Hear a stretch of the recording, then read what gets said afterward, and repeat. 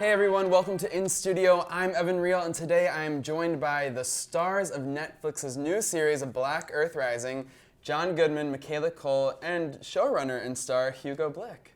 How's it going, guys? Showrunner, writer, and star. Yes, wow, he does everything. Everything. A I man I don't of even all know what trades. a showrunner is, but that's how insular my life is.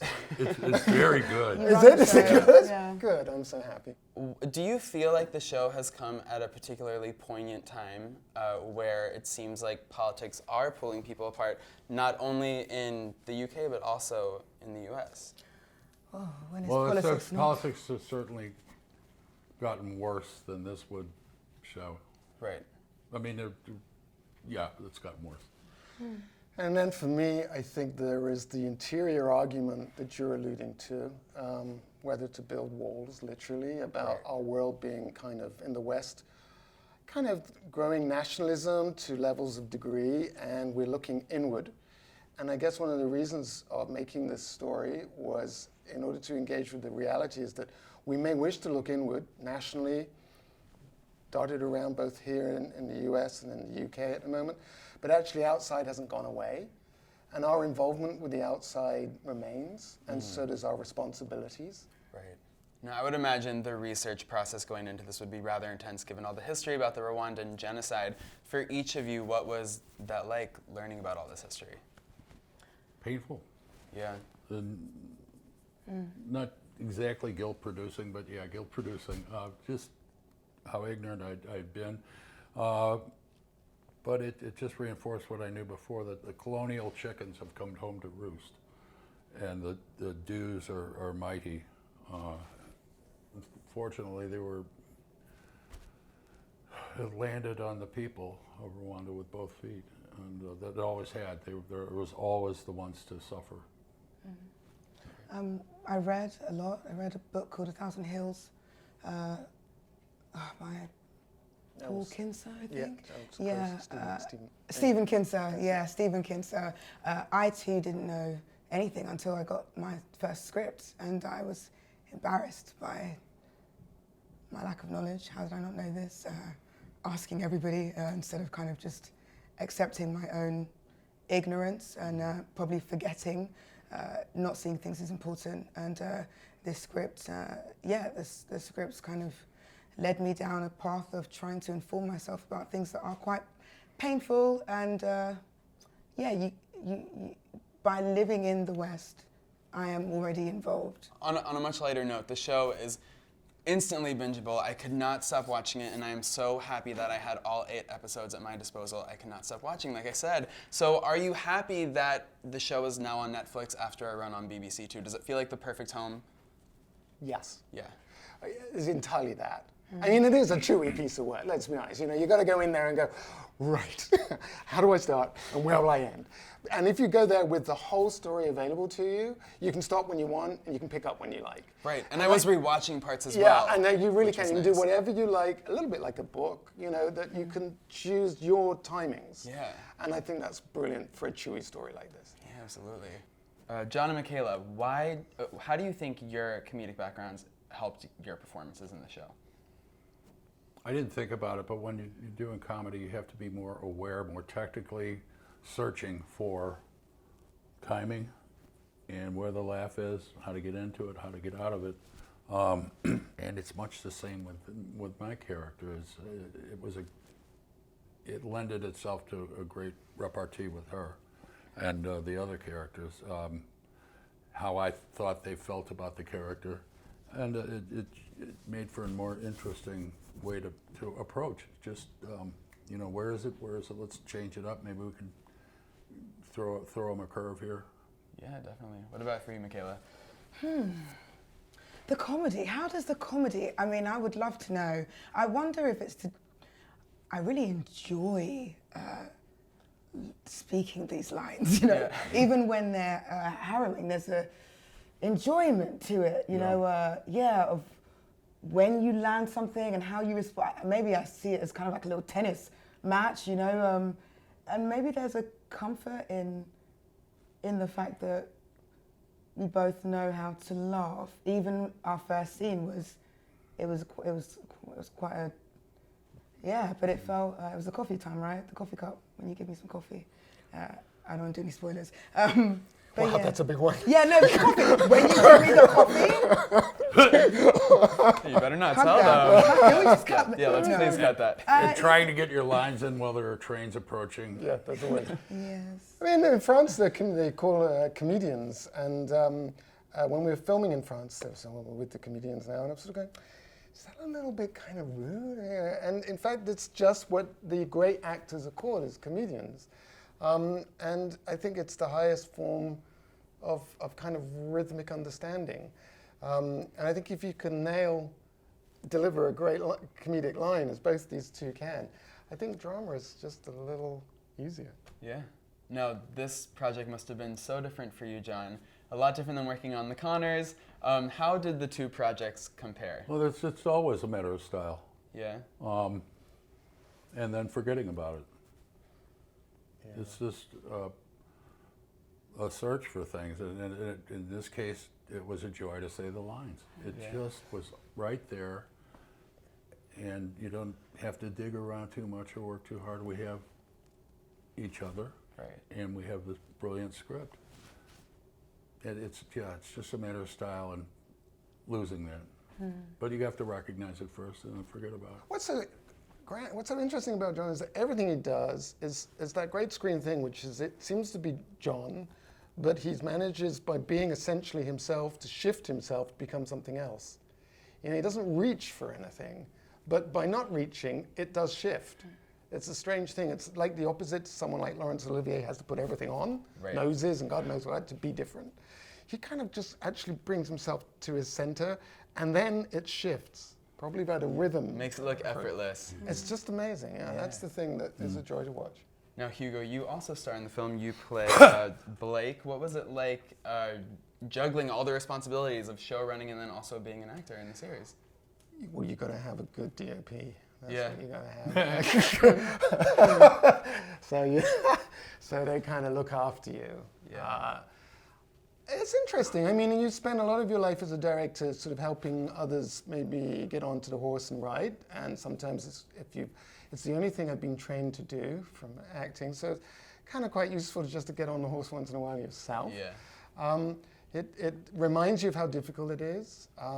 It reminds you of also what a joy it is to be still, to think quick and sit still. That's just a lovely discipline to do. To let your mind kind of be, you have two sort of energies. One is kind of aware of the room and the other is just entirely aware of the character. And you kind of bring those two together. And it's really fascinating. I really enjoy kind of the sort of Such a weasel. It's fun. and yeah, and then make sure you play an absolute. Yeah. How would you describe your character? Because obviously everyone's rooting for Kate and Michael, but Can you imagine you're the bad guy. Imagine if I cast myself as the hero. Yeah. Imagine if I sort of come in and go, correct. hey guys. No, you have to cast yourself as an irredeemably appalling person. And then I sort of thought he was on a swallow dive for suicide, really. And so, you know, he wasn't kind of a cheerful chap. No. He was not. Not at all. It was funny. Yes. So it's always helpful with the execs to see that I can be very unpleasant. Yeah. Okay. Which is We good. would start. We started working together. I go, shit, this guy's great. There was a scene you and I did together, and my goodness, because there are some techniques. Hush, don't mention them. And just one of them is just don't blink. It's a Michael Caine thing. Just Don't blink. Don't bloody blink. Just don't blink. No Noted. lines. Yeah, don't blink. And we just got to a bit where the characters were confronting each other quite hectically. And I could just see your little lens in your eye going, there ain't no way, this thing, I'm stretching this. I am not blinking. And I was sort of going, I'm not going to blink either. My eyes are about to pop out, but I'm not blinking. I'm relaxing my eyes now. I'll be blind after this. Exactly. And afterwards, both of us, I think, could just see white. Yeah. Like, because our retinas are just blown. What's worth it it. like cooling down from scenes like that? Those really intense scenes where you're at each other's throats and then you're also directing him and you're great friends in real life. Well, go back in your question, which is true, is that I don't direct. It's interesting. I hope I didn't direct when I was acting. It's really quiet. It's a very, very kind of slightly betrayal, I think. You're on the other side of the lens when you're acting. Oh, gotcha. So you don't sort of go, oh, go there with him. That would be just horrific. You kind of have to really say that side of the lens is another world, and now we're together on this side of the lens. So you commit to each other then. Gotcha. And really it's about genuinely putting a piece of energy up here and holding it together. But afterwards, you're right, no. Gotta decompress. Yeah. The following day, with one particular one, I can't remember what the scene was, but it was lucky, it was a sort of like chase thing. I'm not good with chases, so it was good. They put me in a chair, or I put myself in a chair, and just sort of pulled the hat down. Yeah, that sounds good, guys. To fill your boots. So yeah, screw it, just like that. While I sort of went back and kind of regenerated like Doctor Who. It wasn't great. Now, Michaela, this show is kind of physically demanding for you. You're running, you're rowing, you're swimming. Saving my life. Yeah, and saving his life. Rescuing him from the water. What was that experience like for you? I also read that you tore a ligament in your knee. Yes. Yeah, I went to. You gave it your all. Yeah, I mean that wasn't during the show. That was actually outside a bar. So I was giving my all. Yeah, in a slightly different way. So that was not during filming. Yes, no, it wasn't. But I didn't allow it to disrupt the filming. So I said no days off. I mean, no, this is too. No, I wasn't going to imagine that. She was in a bar and she fell over, so we have to hold things back. No, I went straight for it. 100 and something days, like 120 days, I don't know, which is a long time in our world. And for Michaela to hold on to that, which is like 8 months of pretty much every day having to jump, every day, and it was just quite a remarkable feat of discipline. Amazing yeah, it was intense. Did you train at all? Yeah, I had to learn how to scull. I had to learn how to do the breaststroke. And then the rest, I just had to believe I could do it. I wasn't napping. Other people were napping. I'd be like, I'm not napping though. I'm going for it. You have to go for it. She's Kay Ashby. She's awesome. I'm just, I've taken a tiny bit of her with me. She's bloody great. What is that part of her that you've taken with you, that you hold on to? But, maybe I already had a kind of persistent chase of truth, but I have it a lot more. She's curious, maybe way more curious than I was before about every and anything. I listen more. I probably spoke a lot before. And now I listen more. Yeah. She has to really understand more than one perspective. And I think it's very hard to really understand and embrace a perspective that's very different from your own. And she has to do that time and time again, I think, through her life and in the show. And learning a different point of view, and that you may not be who you think you are, and be prepared to keep changing your narrative, and you don't know everything, and it sounds like something obvious, but I don't think I was really like that before. Now, I'd imagine that this project is probably a really life-changing experience. How has it left a mark on each of you? I'm sorry, that's a difficult question. It just made me more aware of the evils of colonialism, and just the suffering of other people. Should let that in more. It's hard. Right. Yes, that, and also I think that people you love may have done things that you don't like for your protection. So in a way, maybe no one is perfect, and you have to always have this dual perspective. I don't know, this kind of context. Yeah.